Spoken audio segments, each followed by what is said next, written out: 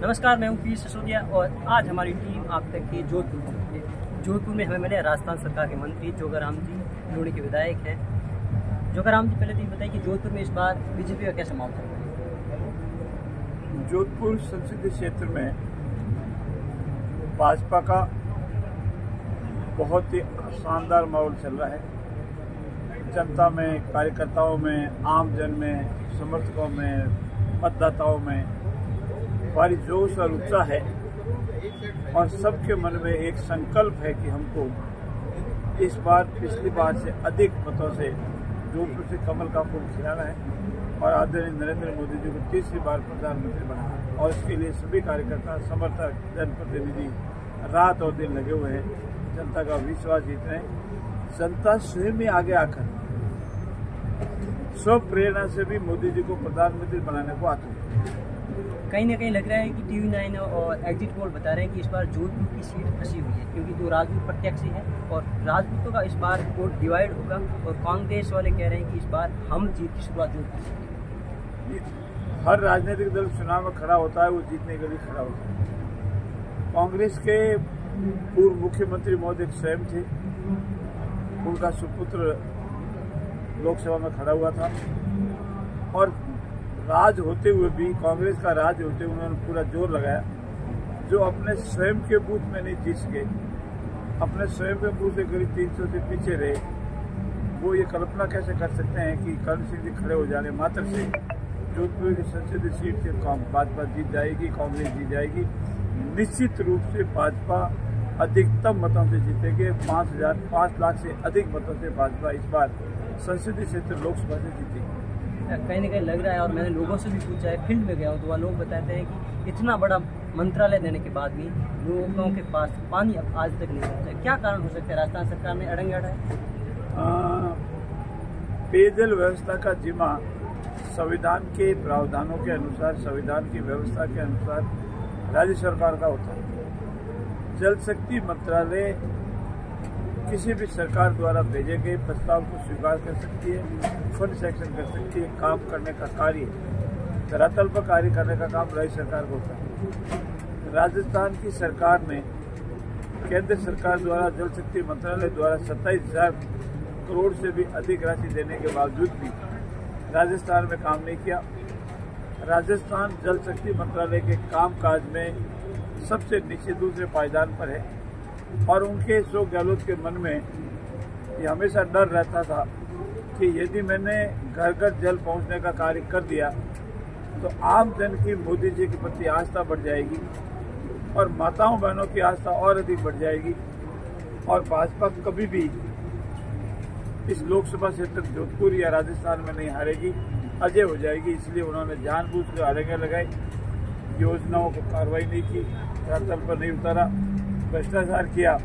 और अभी जो पाइप घोटाले में या लाइनों के घोटाले में पकड़े गए, उनसे पता लगता है कि उन्होंने घोटाले करने का काम किया, धरातल पर काम करने का काम कुछ भी नहीं। इसलिए इस संबंध में जल शक्ति मंत्रालय को या जल शक्ति मंत्री जी को दोष देना बिल्कुल गलत है।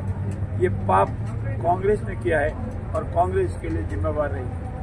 कहीं ना कहीं देखा जाए, पेपर लीक का मुद्दा रहा और ऐसा ही है, जो SI बने थे आज उनको SOG पकड़ रही है। कहीं ना कहीं सरकार गंवाने का ये भी मुख्य कारण रहा होगा। बहुत बड़ा कारण है। एक बेरोजगार नौजवान होता है, कड़ी मेहनत करता है, माँ बाप उसके लिए पैसा खर्च करते हैं, अपना त्याग तपस्या करते हैं। गरीब माँ का बेटा ये अपेक्षा करता है कि मैंने पढ़ाई की है, मैंने अच्छे पेपर किया है, इसलिए मेरा नंबर आएगा। लेकिन कुछ ऐसे लोग जो बिना ही पढ़ाई किए या डमी बैठा करके या नकल मार करके उन नौजवानों के जो विद्यार्थी पढ़ाई करते हैं, अच्छी पढ़ाई में होशियार है, उनके हितों पर कुटाराघात करके फर्जी तरीके से नौकरी पा जाते हैं। उनको नौकरी मिलने का कोई अधिकार नहीं है। और राजस्थान की भजनलाल सरकार का ये पहला संकल्प था कि जिन्होंने भी नकल मार करके डमी कैंडिडेट बैठा करके जो नौकरी प्राप्त की है उनको पकड़ेंगे। SIT का गठन किया, SIT अपना काम कर रही है, कानून अपना काम कर रहा है और जो दोषी होगा वो पकड़ा जाएगा, जेल जाएगा। कहीं ना कहीं अशोक जी गहलोत बता रहे हैं कि हिंदू मुस्लिम करें, जैसे कि कन्हैया लाल का मर्डर हुआ, उनको सरकार ने 50 साल दिए। और जहाँ कहीं अगर हिंदुओं का होता है तो वहाँ कम राशि दी जाती है और सरकार ऐसे दांव पेच खेल करके बीजेपी सरकार है तो राज में आती है। ये हताशा का आरोप है। तुष्टीकरण कांग्रेस का जहन में घुसा हुआ है और वो हमारे जो मुस्लिम भाई है उनको भड़का करके डरा करके उनको वोट बैंक बढ़ाए रखना चाहती है और इसीलिए उन्होंने ऐसे ऐसे गलत कार्य किए। हमारा सीधा संकल्प है, हमारा मोदी जी का चेहरा है, मोदी जी का काम है, मोदी जी का विजन है। हमारा संकल्प है कि 2047 तक हमारा समृद्ध और विकसित भारत बने और इसी संकल्प के आधार पर हम काम करते हैं। तुष्टीकरण के आधार पर काम नहीं करते और तुष्टीकरण के आधार ही धीरे धीरे धीरे कांग्रेस हिंदुस्तान से लुप्त होती जा रही है और इसी तुष्टीकरण के आधार पर वरिष्ठ कांग्रेस भी कांग्रेस छोड़कर अन्य दलों में जा रहे हैं।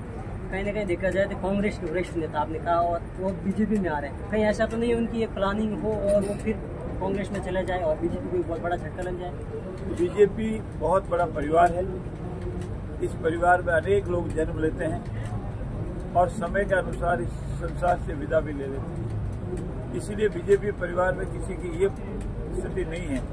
यहाँ धरातल पर काम करने वाले व्यक्ति की पूछे, हर व्यक्ति की कैमरे की नज़र में है और कभी कोई कल्पना भी नहीं कर सकता कि हमारे आदरणीय भजनलाल जी मुख्यमंत्री बनेंगे, सीपी जोशी प्रदेश के अध्यक्ष बनेंगे, आदरणीय नरेंद्र मोदी जी प्रधानमंत्री बनेंगे।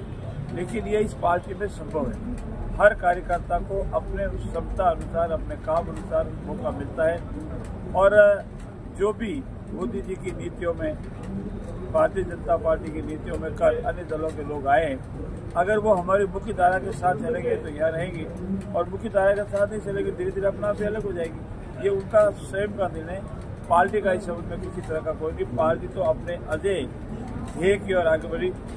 हम 4 दिन रहे तेरा वैभव अवर रहे माँ, इस ध्येय के साथ हम चलते। कहीं ना कहीं बीजेपी कार्यकर्ता अपने आप कैसे आश्वस्त करे कि कहीं कांग्रेस के आए हुए लोग हमारी जगह ना ले ले? जैसे नागौर में हुआ है, कांग्रेस आई, ज्योति टिकट मिल गया और बीजेपी के कार्यकर्ता एक बार अपना घर अपना लेते हैं, हमारे परिवार के सदस्य हो जाते हैं तो फिर हम उसको पराया नहीं मानते। इसलिए टिकट किसको मिलना, कौन से पद पर किसको मौका देना, ये उसकी क्षमता परिस्थिति के अनुसार निर्भर करता है। हमारा देश और प्रदेश का नेतृत्व तय करता है। इसलिए जब वो हमारे परिवार की सदस्य हो गई तो वो पुरानी नई नहीं हुई और न कोई बाहर की हुई। इसलिए हमारे परिवार के सदस्य को टिकट दिया है। कोई विषय ऐसा कोई विषय जो कांग्रेस से आए वो बीजेपी के कार्यकर्ताओं को हाथी मार रहे, पुराने मेहनती कार्यकर्ता। हमारे मेहनती कार्यकर्ता का भी उतनी ही निगाह रखी जाती है जितनी दूसरे कार्यकर्ताओं को रखी जाती है। मौका मिलने पर हर कार्यकर्ता को हर काम दिया जाएगा। हर कार्यकर्ता के लिए काम है और हर काम के लिए हमारा कार्यकर्ता है। इस विजन के साथ हम काम करें। राजस्थान में बीजेपी की सरकार है और लोकसभा में इसका फायदा होगा? हम सरकार बनाने या नहीं बनाने के आधार पर चुनाव नहीं लड़ते। हम हमारी जो आइडियोलॉजी है वो पब्लिक के बीच में रखते हैं और हर चुनाव खत्म होने के उपरांत हमारा चुनाव चलता ही रहता है। हम सत्ता के आधार पर नहीं आते हैं। हमारा ध्येय है कि हमारी राष्ट्र निर्माण का कार्य हो, भारत माता का वैभव बढ़े और भारत विकसित और समृद्ध हो। इस कार्य को लेकर हम काम करते हैं और इसमें हमारे जब चुनाव आते हैं तो जनता का समर्थन मांगते हैं। जनता खुले मन से समर्थन देती है और सेवा का मौका देती है। हम लोग को इस सत्ता में सेवा करने के लिए आते हैं और किसी भाव के लिए। इसीलिए हमारा प्रधानमंत्री है वो हमारा बड़ा प्रधान है और हम सब छोटे प्रधान हैं, छोटे सेवक हैं। सेवक के रूप में जनता की सेवा करते हैं। बीजेपी का 400 का जो लक्ष्य है वो इस बार पूरा हो जाएगा? निश्चित रूप से होगा। मैं कार्यकर्ताओं के अथक मेहनत, जनप्रतिनिधियों के प्रयास, आम जन के विश्वास के आधार पर कहता हूँ कि अब की बार 400 पार। धूली में कैसी तैयारी चल रही है आपकी विधानसभा में? कितनी लीड ले लेंगे आप? हमारी आज तक का जो रिकॉर्ड रहा है, पहले जो लोकसभा का चुनाव हुआ 2014 उसमें 87,000 की लीड थी। दूसरा 2019 का लोकसभा का चुनाव उसमें 67,000 की लीड थी और हम कोशिश करेंगे कि इस लीड को बरकरार रखें और इससे भी आगे बढ़कर लीड दिलाएं। ये हमारे सब कार्यकर्ताओं के बूथे पर, जनप्रतिनिधियों के बूथे पर उनके अथक मेहनत और विश्वास और उनके प्रयास के आधार पर कहता हूँ कि अब की बार जोधपुर संसदीय क्षेत्र से लोकसभा का प्रत्याशी जो हमारा भाजपा का प्रत्याशी है, ऐतिहासिक बढ़त के साथ जीतेंगे। जोगाराम जी कहीं ना कहीं शेखावत साहब को कहीं बड़े ओहदे पे देख रहे हैं, जीत के बाद बड़ा पद मिल सकता है? ये हमारे केंद्रीय नेतृत्व तय करता है। हमारे कार्यकर्ताओं में वो भी एक अजंत सिंह जी हो, जोगाराम पटेल हो, कोई हो, एक सामान्य कार्यकर्ता है। अब प्रदेश का नेतृत्व या देश का नेतृत्व किसको क्या कार्य देता है ये उनको ऊपर निर्भर करता है। हमारी कोई अपेक्षा नहीं होती, जो भी काम देंगे वो गजेंद्र सिंह जी निष्ठा से निभाएंगे। और कोई मैसेज दर्शकों को आप देना चाहते हैं? मैं आपके चैनल के मार्ग पर समस्त दर्शकों से निवेदन करना चाहता हूँ, हमारा विश्वास है सबका साथ, सबका विकास, सबका विश्वास और सबका प्रयास, और इस प्रयास से ही अब की बार 400 पार आइए मोदी जी का हाथ मजबूत करें, एक ऐतिहासिक क्षण लाए, तीसरी बार मोदी जी को प्रधानमंत्री बनाएं, इस समृद्ध और विकसित भारत की कल्पना को पूरा करें। हमारे मोदी जी का जो संकल्प है 2047 तक समृद्ध और विकसित भारत, उसकी परिकल्पना को पूर्ण करने के लिए कदम से कदम मिलाएं। जय हिंद। एक क्वेश्चन में और कहीं राजस्थान सरकार है जो युवा बेरोजगार है वो पेपर लीक में पीछे रह जाते हैं, कहीं ना कहीं हर बार उनका मुंह में हताशा ही लगती है, उसको लेकर कहीं राजस्थान सरकार ऐसा कोई मजबूत कानून बनाने की सोच रही है? इस विषय में केंद्र सरकार और राज्य सरकार गंभीरता से विचार कर रही है।